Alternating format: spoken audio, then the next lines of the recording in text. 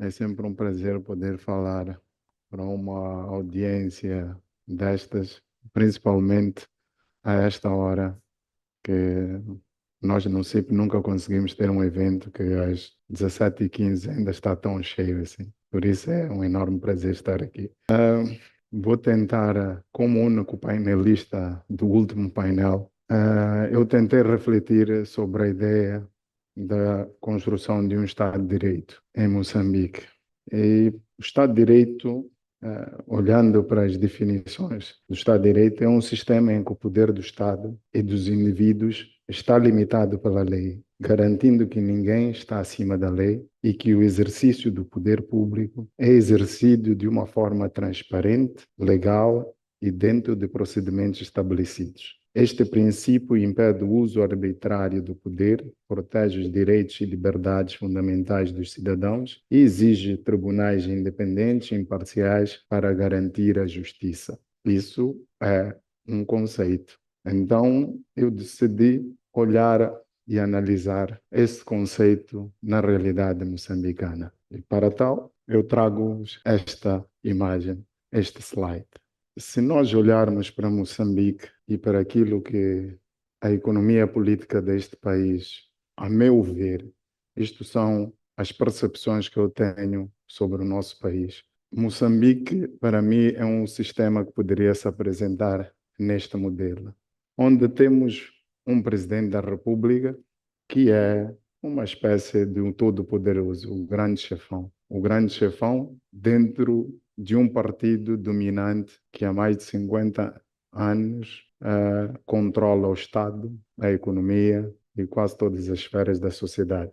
Todo mundo em Moçambique tenta aparecer ou tenta publicamente dizer que é da Frelimo. As pessoas que não são do partido dominante sofrem sevícias, sofrem ameaças, quando falam muito podem perder empregos, podem não ser promovidos. Isso cria uma espécie de engarrafamento, porque é conveniente ser-se da Frelimo. Há uns anos atrás, a Frelimo dizia e apresentava-se como um partido com mais de 4 milhões de membros. Obviamente que nem todas essas pessoas têm a mesma ideologia, partilham a mesma visão, e eu julgo eu, que esse partido nem tem uma visão estratégica do que quer do país. Mas como estar dentro do partido permite a ascensão política, social e econômica e permite, acima de tudo, uma certa proteção nos negócios, principalmente se esses negócios estiverem à margem da lei, muita gente vai para aquele partido.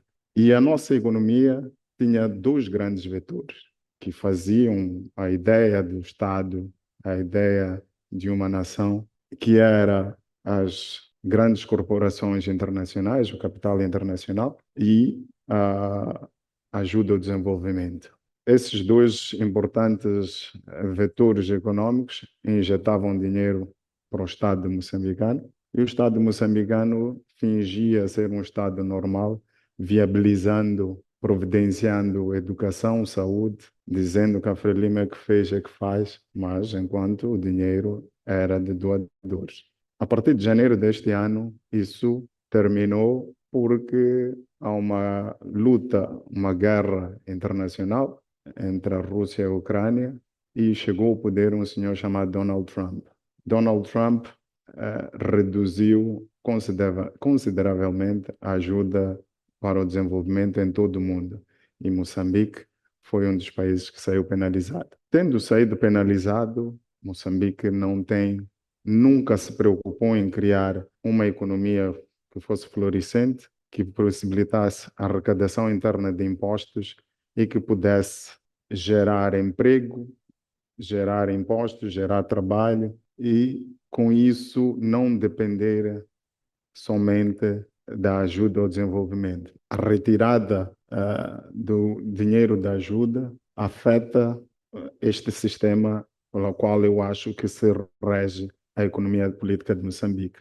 Mas para agravar este cenário, nós lá em cima temos uma figura que eu considero que são os grandes líderes do partido ou os cartéis e que se reúnem em quintas ou de forma informal e decidem o rumo do país. Estes são os grupos que controlam setores estratégicos deste país e que consomem a maior parte do dinheiro que deveria ir para o Estado, mas que acaba com estes grupos. Eu acho que a maior parte de vocês que estão aqui já viajou e quando vai viajar vê as máquinas de scanner no aeroporto de Maputo. E essas máquinas de scanner sempre está lá escrito Kudumba. Nós no CIP já fizemos um estudo para ver quanto é que custam os bilhetes aéreos em Moçambique e as taxas que tem que se pagar a empresas como a Kudumba fazem com que os bilhetes aéreos sejam mais caros. Então, em cada um dos aeroportos deste país, nós já encontramos uma entidade como a Kudumba que usa do scanner, inspeção não intrusiva e que fica com parte considerável das taxas. Se alguém quiser importar em Moçambique algum produto, apanha a MCNet e a janela eletrônica e que tem que pagar taxas por esse serviço, mas a gente não percebe porque que a autoridade tributária de Moçambique não faz esse serviço. A autoridade tributária não faz serviço que a Kudumba faz, a autoridade tributária não faz serviço que a MCNet faz, e em outros setores continuamos a encontrar grupos de interesse, cartéis que ficam com o dinheiro que deveria ir para o Estado. Estes grupos controlam o Estado, controlam o partido e controlam os acessos aos recursos, impossibilitando que a maioria dos moçambicanos possa ter melhor educação, melhor saúde, melhores infraestruturas. Quando o país fica privado da ajuda ao desenvolvimento, o atual governo percebe que não tem dinheiro nos cofres e é por isso que recentemente vimos o ministro da Logística aparecer publicamente e a dizer que setores estratégicos e nevrálgicos deste país são controlados por cartéis. E com o apoio do capital internacional, que é associado aos grandes líderes do partido e a estes cartéis, temos também grupos que não permitem que o Estado moçambicano aceda a receitas e que são receitas necessárias para ser um Estado providencialista, um Estado que possa providenciar serviços básicos. Isto cria um cenário em que temos um Estado financeiramente debilitado ou quase falido, mas onde a solução para resolver este problema passa por uma discussão interna dentro do partido que controla o Estado. Mas a pergunta que eu faço é: será que há força política suficiente deste novo governo, à vontade para sentar com estas pessoas que controlam o partido e que têm força suficiente para controlar setores estratégicos e nevrálgicos da economia? Eu não sei. Não, o que eu vejo é que, passados mais de 10 meses desde que estamos no novo governo, pouco ou quase nada foi mexido, pouco ou quase nada aconteceu estruturalmente que mostre que temos um governo suficientemente forte politicamente para introduzir reformas estruturais que sejam necessárias. Isto leva-nos a um ponto, que é como é que um Estado que não consegue providenciar serviços de saúde, não consegue providenciar educação, não consegue construir infraestruturas de qualidade, pode se manter ou pode ser considerado um Estado de Direito.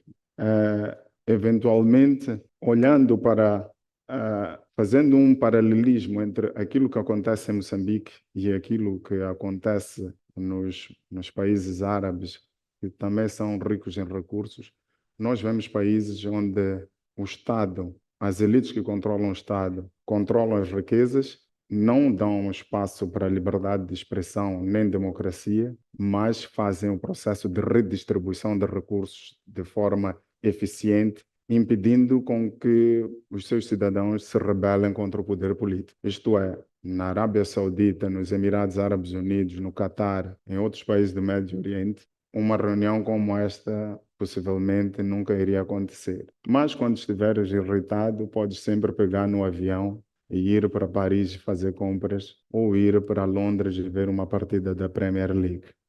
Em Moçambique, o Estado não consegue ter esse dinheiro. Se o Estado não consegue ter esse dinheiro, não consegue providenciar bem-estar aos cidadãos, não consegue providenciar as necessidades básicas, ele, por outro lado, tenta também coartar a liberdade. E nós vemos vários sinais desses de tentativa de coerção, de retirada da liberdade aos cidadãos. Neste momento, está em discussão uma proposta de lei da informação dos mídias e o draft que circula mostra uma tendência arrepiante de controle da imprensa. Nós vimos também o que aconteceu com a proposta da lei sobre o branqueamento de capitais, onde a tentativa era de controlar as organizações da sociedade civil. Mas a questão é até que ponto é que se controla cidadãos que não fazem parte do grande bolo da, do bem-estar que eles veem as elites cada vez mais a terem. Moçambique tem um grande desafio nos próximos tempos, que é a questão da demografia. Temos uma população de 34, 35 milhões de habitantes, população essa que vai exigir mais serviços básicos, mais oportunidades de trabalho, mas se o Estado não consegue criar essas oportunidades e se o Estado, o partido que está no poder, continua a controlar e os benefícios e as oportunidades só são para um grupo reduzido, o potencial de termos conflitos e tensões sociais aumenta. Eu não sei e não posso prever o que possa vir a acontecer num futuro imediato em Moçambique, mas eu creio que nós temos todas as pré-condições que levaram os jovens, a população à rua nas últimas eleições, e as pessoas não foram à rua por causa, não só por causa do resultado eleitoral que foi anunciado pela CNE, mas as pessoas também foram à rua pela reivindicação das várias necessidades que não estão a ser atendidas pelo poder político. E olhando para aquilo que são as necessidades básicas da população, e pela pressão demográfica que aí vem, eu não vejo como é que o nosso país, Moçambique, a elite política e o partido no poder vai reinventar-se para que possa dar vazão a essas necessidades. E isso abre um risco enorme de criação de conflitos e de tensões sociais. A não ser, obviamente, que haja um pacto, o que eu duvido, entre as elites políticas e os principais grupos que se beneficiam com o status quo e chegam a um entendimento de que é preciso comer menos para que uma maior franja da população consiga ter algum tipo de esperança num futuro melhor. Eu tenho bastantes dúvidas que isso venha a acontecer e eu acho que o futuro de Moçambique, a meu ver, se não forem tomadas medidas necessárias, o futuro de Moçambique é bastante sombrio. Para É pena que não está ali o ecrã ligado, mas eu acho que nós estamos numa espécie de avião onde estamos a acompanhar que não tem comandante, não há ninguém que está a bordo e ouvimos sons. É muita pena que não conseguimos ouvir o som. Ouvimos o som a dizer aproximação à Terra, aproximação à Terra, aproximação à Terra, e ninguém toma nenhum tipo de medidas. Se eu tivesse possibilidades, eu seria das pessoas que neste momento compraria um apartamento para ter residência num outro país, porque pelos factos que eu vejo e pela inação do poder político em Moçambique, o futuro de Moçambique é sombrio, é um futuro incerto, é um futuro que não dá perspectivas para aqueles que são jovens e aqueles que queiram investir neste país. Muito obrigado.